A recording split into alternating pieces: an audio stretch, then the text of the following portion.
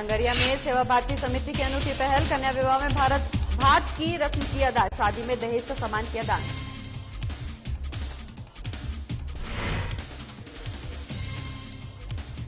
महंगाई से प्रदेश में मचा त्राहिमाम, फलों और सब्जियों के दाम छू रहे आसमान, बढ़ते दाम ने हर घर का बिगाड़ा बजट।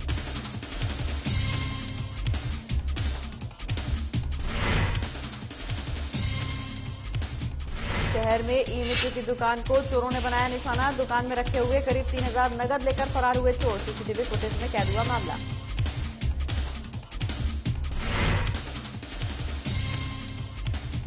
कोटा के देवा गुर्जर हत्याकांड में नया मोड़, मृतक ने थाने में पहले ही दर्ज हुई थी शिकायत, गुस्साए परिजनों ने किया हंगामा।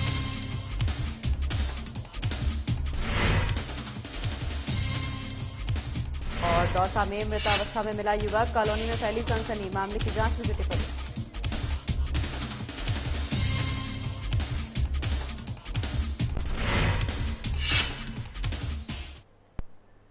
नमस्कार, मैं हूं आपके साथ प्रगति चतुर्वेदी और आप देख रहे हैं मारो राजस्थान। तमाम बड़ी खबरों की शुरुआत करेंगे, जहां खाद्य सुरक्षा योजना का पोर्टल ओपन होने के साथ ही योजना में नाम जुड़वाने वाले हजारों परिवारों को अब राहत मिल गई है। बता दें कि इसमें वंचित परिवारों को नाम जोड़ने से सस्ता अनाज मिल सकेगा। वहीं सालों से गेहूं में घुन का काम कर रहे अपात्रों को योजना से हटाने के बाद करीब 2 साल बाद करीब 14 लाख यूनिट्स के नाम खाद्य सुरक्षा योजना से जोड़ने का रास्ता अब साफ हो गया है। अब खाद्य सुरक्षा से वंचित पात्र परिवार ई मित्र कियोस्क पर जाकर नाम जुड़वाने के लिए आवेदन कर सकेंगे।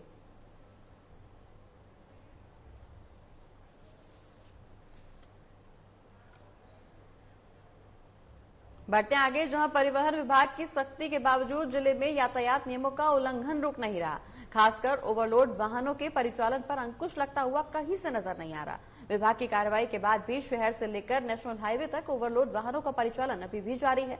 विभाग के अधिकारियों द्वारा कार्रवाई में जुर्माना राशि वसूलने के बावजूद भी ओवरलोड वाहनों का परिचालन धड़ल्ले से हो रहा है। परिवहन विभाग द्वारा वित्तीय वर्ष 2021 और 22 में अप्रैल से लेकर जनवरी तक महज 10 महीने में ही सिर्फ ओवरलोड वाहनों से लाखों रुपए का जुर्माना राशि वसूल किया गया था।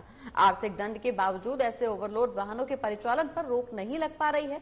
इससे अंदाजा यह भी लगाया जा सकता है कि ओवरलोड वाहन चालक जुर्माना की राशि से कई गुना मुनाफा ओवरलोडिंग के माध्यम से कमा रहे हैं।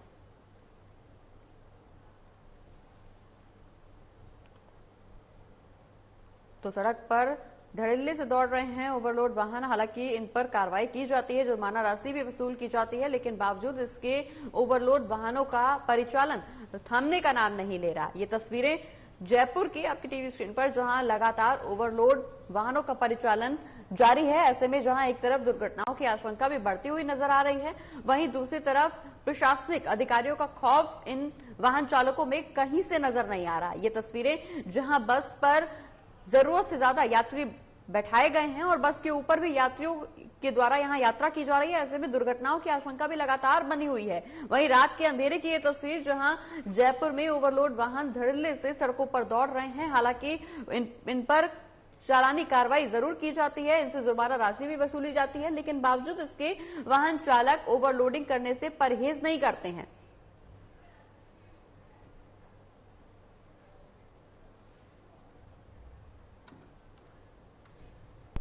यातायात चालकों के जहन में न यातायात व परिवहन विभाग का भय और न पुलिस विभाग का खौफ। इन्हें न तो ट्रैफिक के नियमों से कुछ लेना देना है और न ही यात्रियों की सुरक्षा की चिंता। महज कुछ अधिक कमाई के लिए यहाँ दर्जनों यात्रियों की जिंदगियां रोज दांव पर लगाई जाती हैं। गंतव्य तक सही सलामत पहुंच गए तो ईश्वर का शुक्रिया अदा कर लीजिए, वरना ओवरलोडिंग व तेज गति की वजह से दुर्घटना तो जैसे आम बात बन गई है। सड़क दुर्घटनाओं की कमी के लिए कितने भी सख्त नियम बना दिए जाएं, लेकिन इन नियमों का पालन करने वाला लापरवाह सिस्टम के कारण दुर्घटनाओं में कमी नहीं आ रही है। तो वहीं जयपुर के ग्रामीण इलाकों में ओवरलोडिंग के साथ ही बेखौफ होकर यात्रियों से भरे वाहन घाटी वाले खतरनाक मार्गों से चल रहे हैं। इन ग्रामीण इलाकों में सिस्टम की लाचारी से ग्रामीण जोखिम भरा सफर करने को मजबूर हैं और दुर्घटनाओं का शिकार भी हो रहे हैं। जयंत शर्मा के साथ साधना प्लस के लिए प्रवीण भार्गव। और अगली खबर संगरिया से, जहां सेवा भारती समिति संगरिया के अध्यक्ष सतीश नागपाल ने बताया है कि संगरिया कस्बे के सांसी बस्ती की बहन मंजूरानी के विवाह के मौके पर भात की रस्म अदा की गई और भात में शादी का सामान समिति द्वारा दिया गया है। वहीं बहन मंजूरानी के भविष्य और सकुशल ग्रस्त जीवन की शुभकामनाएं भी उन्हें दी गई हैं। शादी और भात के समय ओम प्रकाश टेकवाल और स्वर्ण सिंह वर्मा, मोहर सिंह अध्यापक, जस्सी सिंह के साथ साथ कई और लोग भी मौजूद नजर आए।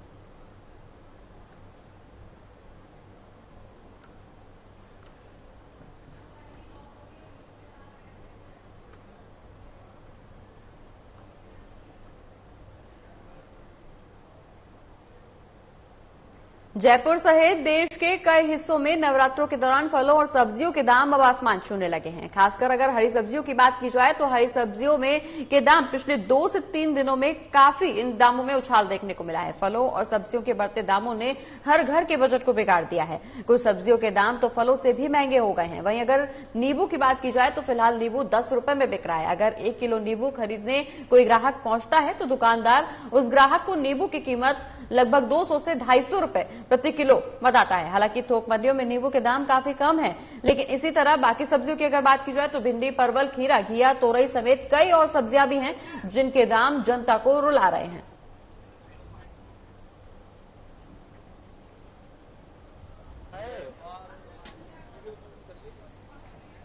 तो फलों और सब्जियों के दाम लगातार बढ़ते जा रहे हैं और जिसके चलते एक बार फिर से आम आदमी की थाली से सब्जियां कहीं गायब होती हुई नजर आ रही हैं, क्योंकि लगातार सब्जियों के दाम आसमान छू रहे हैं। और ऐसे में जहां रोजमर्रा की जिंदगी में जो सब्जियां लोग इस्तेमाल में लाते हैं, जो सब्जियां खरीदने मंडी पहुंचते हैं, उनके दाम अब दिन पर दिन बढ़ते जा रहे हैं। सब्जियों के दामों में हर रोज एक नया उछाल देखने को मिल रहा है, जिसके चलते गरीब आदमी की थाली से सब्जियां और फल कहीं न कहीं नदारद होते जा रहे हैं। हालांकि ऐसे में आम आदमी कहीं न कहीं सरकार से गुहार भी लगा रही है महंगाई कम करने को लेकर। वहीं दूसरी तरफ जनता में नाराजगी भी महंगाई को लेकर बढ़ती हुई नजर आ रही है। बढ़ते दामों ने हर घर का बजट भी बिगाड़ दिया है। जहां महंगाई और फलों के दाम अब आसमान छूने लगे हैं, गर्मी नजदीक आते ही लोग नींबू पानी का सेवन शुरू करते हैं। ऐसे में नींबू के दाम भी अब आसमान छू रहे हैं। लोगों की जिंदगी में ये बढ़ती महंगाई एक जहर घोलने का काम कर रही है। लोगों की थाली से सब्जियां गायब हो रही हैं, फल यहां थाली से नदारद होते हुए पाए जा रहे हैं। लेकिन जनता में जहां नाराजगी है, वहीं सरकार बढ़ती महंगाई को लेकर फिलहाल कुछ भी करती हुई नजर नहीं आ रही है। उनका बजट जो है वो फेल होता जा रहा है, क्योंकि सब्जियों के दाम दिन दूने बढ़ते जा रहे हैं। फॉर एग्जाम्पल जैसे नींबू है 200 रुपए किलो है, जो कि मध्यम वर्ग का आदमी भी नहीं दे सकता। हरी मिर्ची जो है 200 रुपए किलो, जो कि गांव वाला मिर्ची से रोटी खा सकता है, वो भी नहीं खा सकता है। तो मेरा कहने का मतलब है हर सब्जी 40 रुपए, 100 रुपए, मतलब 100-200 रुपए से कोई कम नहीं है जो बेसिकली सब्जियां होती है। उसके कारण जो है मध्यम वर्ग का जो महिलाओं का बजट जो है दिन पे दिन गिरता जा रहा है। महीने के आखिरी में तो लोगों के पास पैसे भी नहीं होते हैं कि वो सब्जी ले ले। फॉर एग्जाम्पल जैसे हमारे यहाँ भाई हैं, तो भाई जो है वो लोग जो है रोज की सब्जी लाती हैं, उनके लिए सब्जी लाना बहुत महंगा मुनासिब नहीं है। कैरी के भाव जैसे इतने बढ़ रहे हैं कि गांव वाला लौंजी से रोटी खा लेता है, वो भी नहीं खा। वहीं भरतपुर शहर में मेन चौराहे पर और चलते हुए रोड पर अगर किसी दुकान में चोरी हो जाए तो ये पुलिस की रात गश्त व्यवस्था पर एक सवालिया निशान है।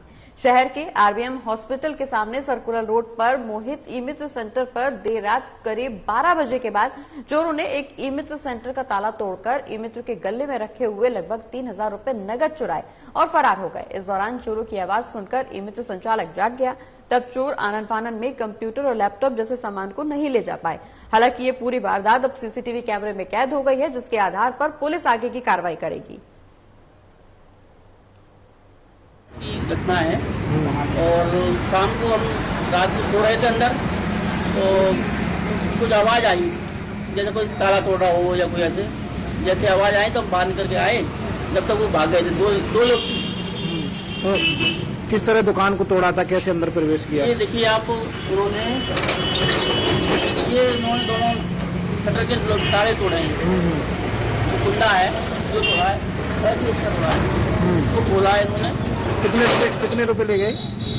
4,500 रुपए के करीब मेरी सर्विस ले गए। वहीं दूसरी ओर कोटा में देवा गुर्जर हत्याकांड से जुड़ी अहम जानकारियां सामने आई हैं। बता दें कि मृतक देवा गुर्जर को वारदात की आशंका पहले से ही थी।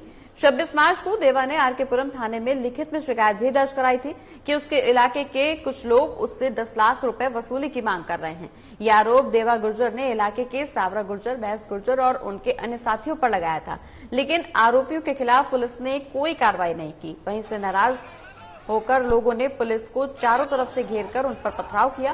फिलहाल पुलिस ने लोगों को शांत करवा दिया है। वहीं स्थिति का जायजा लेने कोटा के बड़े आला अधिकारी मौके पर पहुंच रहे हैं। इसी कड़ी में कोटा रेंज के आईजी रविदत्त गौड़ भी मौके पर पहुंचे हैं और स्थिति का जायजा ले रहे हैं।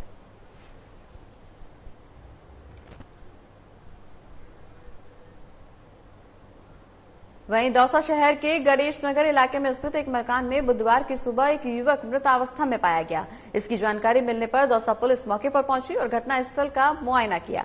बता दें कि दौसा पुलिस के सहायक उप निरीक्षक बलबीर सिंह ने इस दौरान जानकारी देते हुए बताया कि कंट्रोल रूम पर सुबह सूचना मिली थी कि गणेश नगर स्थित एक मकान में एक युवक का शव मिला है।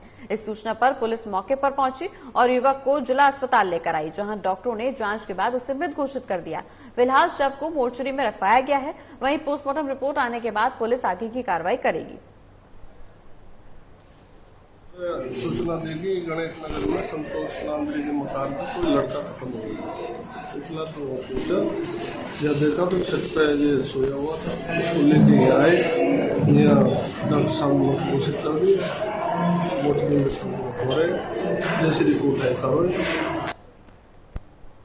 और इसी के साथ मारो राजस्थान में फिलहाल इतना ही। मुझे दीजिए इजाजत। नमस्कार।